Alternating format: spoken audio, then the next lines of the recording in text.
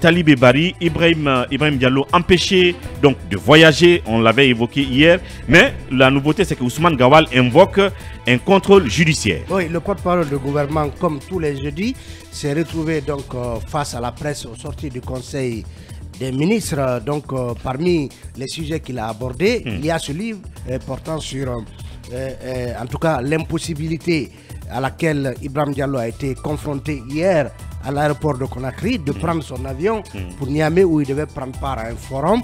Donc le porte-parole du gouvernement Ousmane Gawal s'est largement exprimé sur le sujet. Il dit Ibrahim Diallo, Fonike Mangé et leurs co-détenus sont toujours sous mandat dans une procédure judiciaire qui est en cours. Et le mandat leur interdit tout déplacement en dehors de Conakry sans autorisation expresse du juge. Il poursuit, donc Ousmane Gawal disant qu'ils ne sont pas libérés, ils sont à liberté conditionnelle pour leur permettre de bien préparer la procédure judiciaire qui va avoir lieu. Et c'est au juge qui va éventuellement, en tout cas qui reviendra éventuellement de les libérer. Donc je pense que M. Ibrahim Diallo savait parfaitement qu'il était sous contrôle judiciaire et qu'il n'avait donc pas à cet effet la possibilité de sortir du territoire sans autorisation du juge.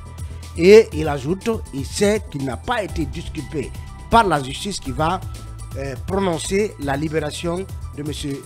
Diallo et ses compagnons, a-t-il déclaré entre autres donc, devant la presse hier au sortir du Conseil des ministres. Vous le savez, hier on a eu Ibrahim Diallo dans cette émission qui a expliqué comment est-ce qu'il s'est retrouvé face à la police des frontières, qu'il a notifié qu'il fallait donc que cette police se réfère à ses supérieurs qui à leur tour ont dû se référer à d'autres supérieurs avant que finalement on aurait restitué à Ibrahim Diallo son passeport pour dire qu'il ne pouvait pas donc effectuer ce voyage tout en gardant son ticket de voyage. C'est ce que Ibrahim Diallo nous a dit. Donc le porte-parole du gouvernement s'est exprimé en expliquant donc, comme on le voit, que Ibrahim Diallo, selon lui, savait parfaitement qu'il était sous contrôle judiciaire. Alors qu'Ibrahim Diallo, ici, avant-hier, parce qu'on l'a reçu, nous disait que nous a décrit les circonstances de leur libération, c'est qu'on leur a dit sortez, mais vous n'êtes soumis à aucune restriction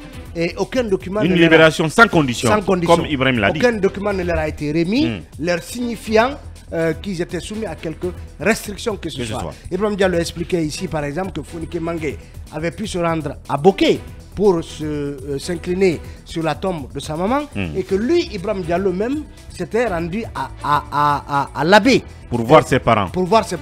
Alors que le porte-parole du gouvernement dit justement donc Ibrahim Diallo, Fonike Mangé, leurs co-détenus sont sous mandat de dépôt dans une procédure judiciaire qui est en cours et le mandat leur interdit tout déplacement en dehors de Conakry sans autorisation expresse du juge. Donc Fonike et Ibrahim Diallo sont allés comment? Sur la base de quelle procédure? Comment s'y sont-ils pris pour pouvoir aller à Boké? L'un à Boké, l'autre à l'abbé. L'autre à l'abbé. Et par la suite, il y a eu cette réaction des avocats, donc du collectif des avocats des activistes du FNDC, en date donc du 1er juin 2023. Et dans cette déclaration, il signale le collectif a appris avec surprise et stupéfaction que M. Ibrahim Diallo, activiste de la société civile, récemment libéré sans condition d'une longue détention provisoire injuste et arbitraire de plus de 9 mois, que donc Ibrahim Diallo a été systématiquement empêché par les autorités policières de l'aéroport international Ahmed Sékou Touré de sortir du territoire. Cette interdiction poursuit donc la déclaration des avocats. Cette interdiction de sortie du territoire, aussi irrégulière que mal fondée, n'a été ni précédée ni soutenue par une décision judiciaire ou administrative dûment notifiée à qui de droit. Donc, il précise qu'il n'y a eu aucune décision judiciaire ni administrative. Parce qu'on en parlait hier, les policiers, Abakar posait la question de savoir est-ce que les policiers qui vous ont dit que vous ne pouvez pas voyager, vous avez exhibé une décision d'ordre judiciaire ou administratif. Donc rien de tout cela n'a été présenté. Et dans leur déclaration, les avocats poursuivent en disant, pourtant à date, M. Ibrahima Diallo ne fait l'objet d'aucune restriction judiciaire de sa liberté d'aller et de venir. C'est pourquoi le collectif s'insurge et condamne fermement cette atteinte grave et intolérable à la liberté de libre circulation. Il rappelle à cet effet, donc le collectif précise, rappelle que, nous citons, toute personne a le droit de circuler librement, quitter librement le territoire ou y revenir et de choisir sa résidence sur une quelconque partie du territoire de la République Guinée, donc citant ainsi des dispositions de la loi. Enfin, le collectif se réserve le droit d'entreprendre toute action judiciaire contre le ou les auteurs de cet acte attentatoire à la liberté afin que justice soit rendue. Peut-on lire donc en conclusion dans cette déclaration du collectif des avocats des activités du FNDC. Merci Talibé pour ce brillant rappel. Mais il y a quand même, en fait, il y a trois choses. Il y a ce que le droit dit, il y a ce que le ministre porte-parole du gouvernement dit, et il y a ce que la réalité nous montre sur le terrain. Talibé l'a rappelé. Si on met quelqu'un sous contrôle judiciaire, point de vue droit et loi, il y a un périmètre qui est délimité, on notifie à la personne que tu es sous contrôle judiciaire, tu ne dois pas dépasser tel périmètre. Et dans la réalité, les deux ont voyagé. Et au-delà de Conakry, et selon le porte-parole du gouvernement, c'est que ce contrôle judiciaire non notifié leur interdisait quand même de dépasser ces lieux-là. Est-ce qu'on peut dire qu'une fois encore au sommet de l'État, on dit des choses sans tenir compte de la réalité? Personnellement, je suis plus tenté de croire à la réalité qu'à la version de porte-parole du gouvernement. Parce que, évidemment, comme vous l'avez dit, les faits sont ce qu'ils sont. Les faits, c'est que il a été interdit hier à Ibrahima Diallo de sortir du territoire. Et quand on dit que leur libération a été conditionnée par le fait qu'ils n'ont pas le droit de quitter le territoire, de quitter Conakry, évidemment, ça c'est déjà, il n'y a même pas besoin de dire cela parce que dans le passé, ils avaient déjà quitté Conakry. Ils ont voyagé. Et il y a quand même un autre élément que moi je voulais soulever, c'est que dans les faits, vous avez vu la sortie du barreau au lendemain de la libération de Fonike, Ibrahima Diallo et les autres. Le barreau qui a dénoncé la procédure. Mais en réalité, moi, je ne dis pas que c'est une libération qui a eu lieu ce jour, mais c'est un arrangement qui a eu lieu. Parce que il y avait encore une fois une course contre la montre. Une sorte de patate chaude entre les mains de la justice. Ouais. Et il fallait coûte que coûte que ces deux messieurs sortent de prison dans le cadre donc du processus d'apaisement. Maintenant, ils sont sortis, rien ne leur a été notifié, on ne leur a pas dit qu'ils étaient sous contrôle judiciaire, en tout cas pas de manière écrite, parce que le placement sous contrôle judiciaire aussi obéit à un certain nombre de procédures, c'est notifié à l'intéressé, ça c'est la première chose. La deuxième chose, c'est que ces documents de voyage le sont confisqués. Mais dans les faits, ça c'est ce que la procédure prévoit. Oui, c'est ce que la procédure prévoit. Ouais. Mais là, si Ibrahima Diallo et ses avocats disent qu'on ne leur a pas dit qu'ils étaient sous contrôle judiciaire, et cela est d'autant plus avéré que Ibrahima Diallo est arrivé à l'aéroport avec son passeport. Et quand on lui a dit qu'il ne pouvait pas voyager, on lui a restitué le passeport et on a confisqué le billet. Ce qui, de mon point de vue, devait être l'inverse en réalité. Dans une procédure de placement sous contrôle judiciaire, c'est le passeport qu'on retire, on restitue le billet. Parce que peut-être que si le billet a été payé avec assurance, il peut se le faire rembourser. Oui. Je vois l'école qui sourit, mais on lui rend le billet, on confisque le passeport. Il a encore une fois, il a la possibilité. On lui rend le passeport, on retient le billet. Non, le billet. On lui rend le billet. On retient le passeport. Ce qui devait être fait dans la logique. On lui rend le billet, on retire le passeport. C'est ce qui devait être fait. Parce qu'encore une fois, il a la possibilité dans certains cas de se faire rembourser le prix du billet et en même temps de ne pas pouvoir voyager puisque désormais le passeport est confisqué. Mais lorsque le passeport n'est pas confisqué, ça veut dire qu'il n'y a pas une notification officielle de placement sous contrôle. Oui, il y a une contradiction. Il n'y a pas une notification officielle de placement sous contrôle judiciaire. Mais quand on revient aussi, comme je l'ai dit tantôt, à cet arrangement-là qui a conduit à leur libération, et c'est là où on peut comprendre, parce que moi j'ai appris un moment que leur avocat s'était opposé à leur sortie de prison. Maître Béa Diallo, il avait refusé qu'ils sortent de prison. Il avait exigé qu'il y ait plutôt un procès. Mais encore une fois, il y avait une course contre la montre. Il fallait que ces messieurs sortent de prison ce jour. Mais on a foulé au sort toutes les procédures. dans les faits, on sait qu'en réalité, comme l'a dit d'ailleurs le ministre de la Justice, ils ont été mis à la disposition des religieux. Bien. Et pour qu'ils se présentent à leur procès le moment venu. Tacitement. Oui, mais là, Ibrahim met un peu à l'épreuve le système judiciaire, une fois encore. Même si on dit qu'à la base, il y a eu un arrangement. C'est clair que le système judiciaire... Même si vous disiez tout à l'heure qu'il devait avoir quelque part dans sa tête qu'il ne serait pas parti parce qu'il est sous une sorte de contrôle judiciaire, mais en se levant et en allant à l'aéroport, il les met à l'épreuve parce que... Il avait le droit de les mettre à l'épreuve. Il n'y a aucun acte. Il avait le droit de les mettre à l'épreuve parce qu'il n'y a aucun acte et il a son passeport. Voilà. Quand vous avez votre passeport, vous avez le droit de voyager.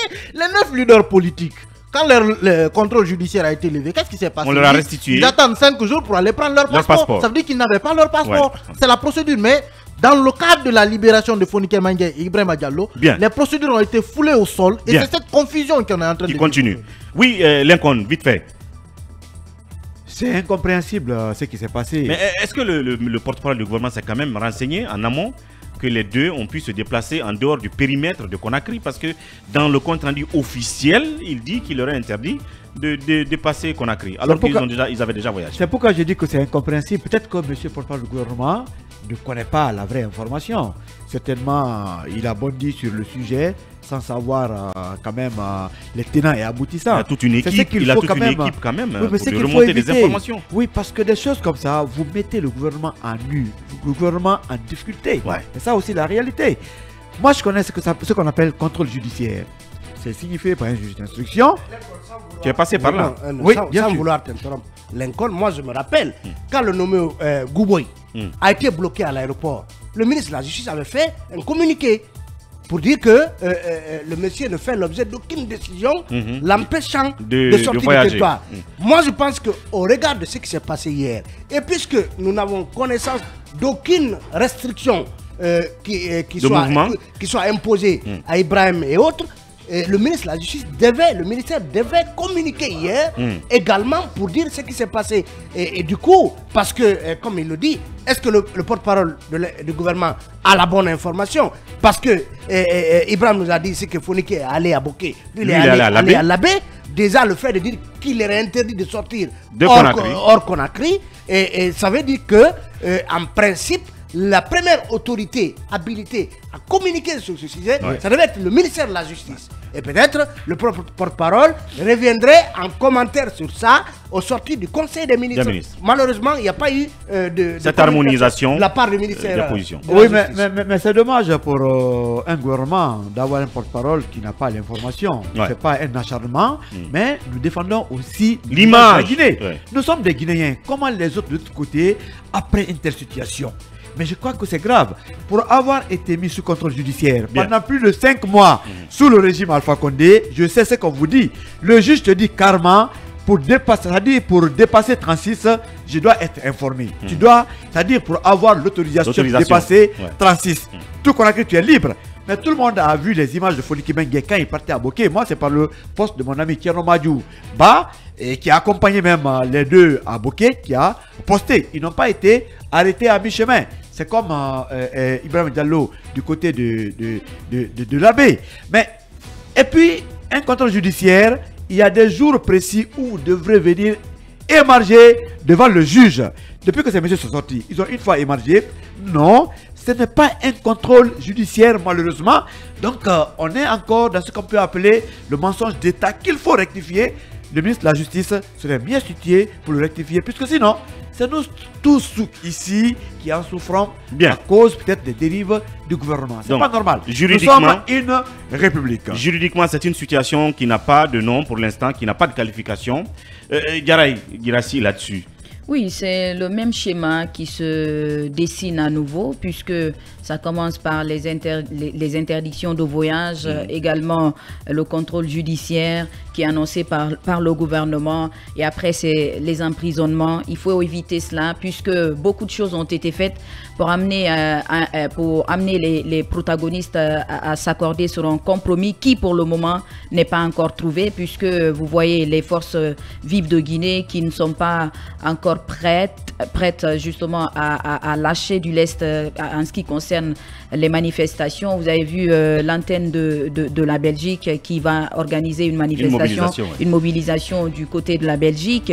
Donc, beaucoup de choses ont été faites. Il faut faire en sorte qu'on ne revienne pas encore à la case de départ, puisque aujourd'hui il a lieu que les acteurs se retrouvent autour de la table pour discuter, faire en sorte que cette transition puisse aller dans le bon sens. Bien. Mais pour le moment, si nous partons dans ce sens, ça va créer un autre bras de fer entre les acteurs. Et vous voyez le débat d'orientation constitutionnelle boycotté, pas encore de cadre de dialogue qui connaît en tout cas la participation des partis membres des forces vives de Guinée. Aujourd'hui, il y a un cadre qui existe. Nous sommes en train de nous battre pour amener les autres acteurs à rejoindre ce cadre institué par décret. La totalité de l'inclusivité souhaitée. On était en train de nous féliciter par rapport aux deux acquis obtenus, notamment à travers la libération des acteurs du FNDC, également la levée de contrôle judiciaire pour certains acteurs politiques. Et après, nous parlons de cette interdiction. Ça va forcément peut-être affecter le processus avec notamment les préalables qui vont encore se durcir. Qui était vers une normalisation. Tout à fait, il faut éviter cela. On tendait vers une certaine normalisation. Oui, Moria Baldé. Alors, la vérité, c'est que dans ce dossier, il y a eu violation sur toute la ligne, du début au milieu et à la fin. L'arrestation, ça a été une violation. La libération également, ça n'a respecté aucune forme. Et aujourd'hui, si vous voyez que le gouvernement est dans cette situation-là, en attendant, vous avez dit que ça n'a pas de nom. Pour le moment, utilisons, disons, c'est un imbroglio politico-juridique. En attendant, donc de trouver un nom.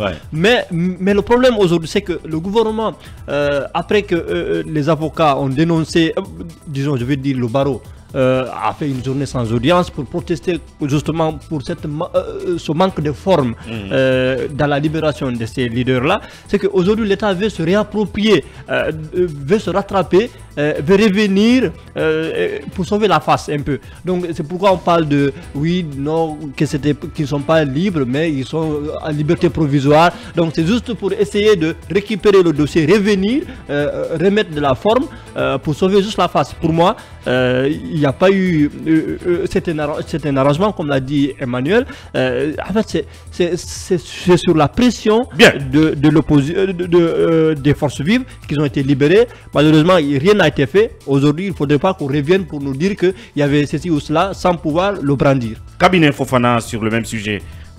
Je pense que c'est la perpétuation de la violation de la loi. On les a libérés de manière assez dubitative, où on n'avait pas suffisamment d'éléments juridiques à mettre en avant, et puis voilà, on les empêche alors qu'on ne leur a pas notifié qu'ils ne devaient pas voyager. Je pense que le ministre Charles White, comme je l'ai suggéré hier, il devait automatiquement, comme dans le cas de Goubol, prendre, je ne sais pas si je prononce bien son nom, il devait prendre la parole et demander que monsieur Diallo soit remis dans ses droits.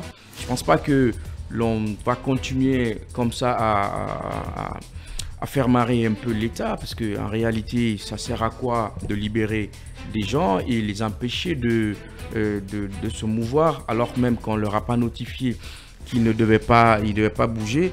Ça reste un peu ridicule de mon point de vue, et ça, il faut éviter. Il faut éviter tout le temps de mettre l'État en spectacle de la sorte. Bien. Parce que le porte-parole du gouvernement qui dit non, qu'il devait rester à Conakry, alors que factuellement, ils ont été à Boké et à l'abbé. Bien.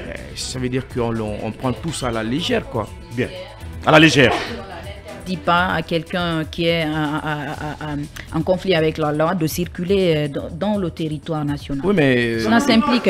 Non, non, je ne pense pas. On vous interdit. Si tu es de Conakry, tu ne sors pas hors de Conakry. Pour quitter Conakry, le juge doit être au courant. Il faut l'informer. Est-ce que Fonike a mis le juge au courant en partant à Boké? Point d'interrogation. Est-ce que Ibrahim a mis le juge au courant en partant à Boké? Ils n'ont jamais émargé. Bien, maintenant, si on constate qu'ils étaient allés, si on constate qu'ils sont allés sans les informer, ben, a posteriori, on doit les interpeller. Il y a même l'émargement. Si tu es sous contrôle judiciaire, au moins 1 ou 2 fois de la semaine, tu dois te présenter devant le juge et émarger. Il y a même le principe de territorialité juridique qui gère ça. Bien. Que si vous êtes à Conakry, vous relevez du juge de Conakry. C'est à lui, vous devez prendre la permission. Et on comprend bien que on ne devrait pas... En fait, prendre l'État comme un peu une sorte de, c'est pas moi, de cours de péto, quoi, où on pense que les gens doivent être à même à penser que c'est comme ça se fait. Non, il faut notifier, il faut leur faire des études. Dans les règles de l'art, terminé. Mamadou, il faut préciser que le même porte-parole du gouvernement avait précédemment dit que, et ça, on est d'accord avec lui. C'est pas parce que Fonike était sorti de prison que les poursuites étaient éteintes. Ce n'est pas parce que le contrôle judiciaire des 9 leaders politiques ont été levés, que ce contrôle a été levé, qu'il n'était plus poursuivi. Donc c'est pourquoi il faut souhaiter par exemple que rapidement on organise le procès de Fonike Mangé, Billo Bari et Ibrahim Diallo pour qu'ils soient situés, et s'il faut les libérer totalement et définitivement. S'il y a une condamnation, la prononcer.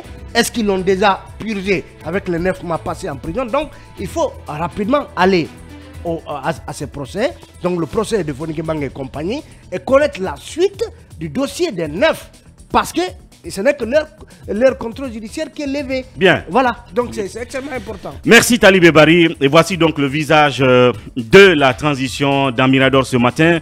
Le pied de la conduite des affaires au quotidien, la réalisation des infrastructures qui est notée assez positivement, nous l'avions dit depuis l'entame de l'émission tout à l'heure. Et c'est des actions qui doivent continuer, mais l'autre pied, le pied politique, bien sûr, fait l'objet de beaucoup de critiques. Cela aussi se voit à travers ces sujets qu'on vient de clôturer. Le lieu justement que le président prenne les choses en main sur sur cet angle politique pour que la transition continue de façon apaisée. On va donc aller à Dakar.